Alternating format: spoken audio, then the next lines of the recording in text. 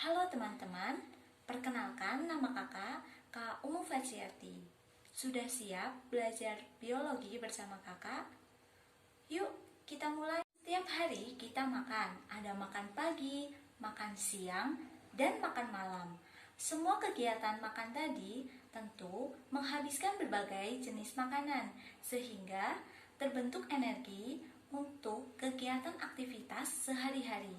Pada kesempatan kali ini, kita akan membahas mengenai KD 3.7, menganalisis hubungan antara struktur jaringan penyusun organ pada sistem pencernaan dalam kaitannya dengan nutrisi, bioproses, dan gangguan fungsi yang dapat terjadi pada sistem pencernaan manusia. Pada dasarnya, untuk memenuhi kebutuhan energi kita harus mengkonsumsi makanan.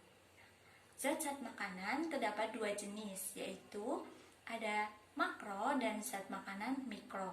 Zat makanan makro adalah zat makanan yang diperlukan oleh tubuh dalam jumlah besar. Nah, terdiri dari karbohidrat, protein, lemak, dan air. Yang kedua adalah zat makanan mikro. Zat makanan mikro ini adalah zat makanan yang diperlukan tubuh dalam jumlah sedikit, yaitu vitamin dan mineral. Baik, yang pertama yang kita bahas adalah karbohidrat. Kalian tidak asing ya dengan ini. Nah, nasi merupakan salah satu makanan pokok yang banyak mengandung karbohidrat yang berfungsi sebagai sumber energi paling utama. Karbohidrat dibagi menjadi 3, ada monosakarida, disakarida, dan polisakarida. Monosakarida yaitu susunan molekulnya itu paling sederhana. Ada glukosa, fruktosa, dan galaktosa. Nah, ini dapat diperoleh dari buah-buahan. Yang kedua ada disakarida. Disakarida ini tersusun dari 2 molekul monosakarida. Nah, disakarida itu ada sukrosa, maltosa, dan galaktosa. Sukrosa dapat diperoleh dari gula pasir, maltosa dapat diperoleh dari biji-bijian, dan laktosa diperoleh dari air susu. Untuk polisakarida yaitu susunan molekulnya itu lebih kompleks. Ada pati, glikogen, dan selulosa.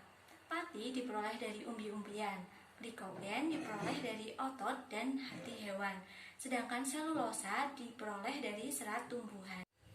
Berikutnya yang kedua adalah protein.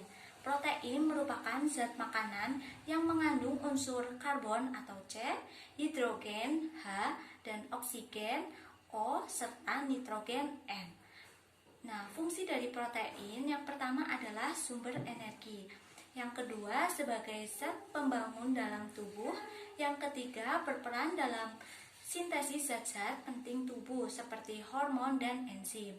Yang keempat yaitu berfungsi sebagai perbaikan dan pemeliharaan jaringan tubuh. Nah, sebelum diserap protein terlebih dahulu itu dirubah menjadi asam amino. Nah, asam amino ini dibagi menjadi 2. Ada asam amino esensial dan asam amino non-esensial. Asam amino esensial itu tidak dapat disintesis atau dibentuk oleh tubuh, sedangkan asam amino non-esensial itu dapat disintesis oleh tubuh. Nah, protein terbagi menjadi 2, ada protein hewani dan protein nabati. Protein hewani yaitu daging, telur, dan ikan. Sedangkan protein nabati diperoleh dari tumbuhan seperti kacang-kacangan. Selanjutnya kita akan membahas vitamin. Vitamin merupakan zat organik yang diperlukan oleh tubuh dalam jumlah sedikit. Nah, vitamin ini dibagi menjadi 2, yaitu vitamin yang larut dalam air dan vitamin yang larut dalam lemak. Vitamin yang larut dalam air ada vitamin B1, B2, B3, B6, B12, dan vitamin C. Sedangkan vitamin yang larut dalam lemak yaitu ada vitamin A, vitamin D, vitamin E, dan vitamin K. Selanjutnya kita akan membahas vitamin. Vitamin merupakan zat organik yang diperlukan oleh tubuh dalam jumlah sedikit. Nah, vitamin ini dibagi menjadi 2, yaitu vitamin yang larut dalam air dan vitamin yang larut dalam lemak. Vitamin yang larut dalam air ada vitamin B1, B2, B3, B6, B12, dan vitamin C. Sedangkan vitamin yang larut dalam lemak yaitu ada vitamin A, vitamin D, vitamin E, dan vitamin K. Kemudian ada mineral. Mineral merupakan substansi anorganik yang biasa ditemukan dalam bentuk ion. Mineral tidak mengalami proses pencernaan karena bersifat mudah diserap oleh jonjot usus halus.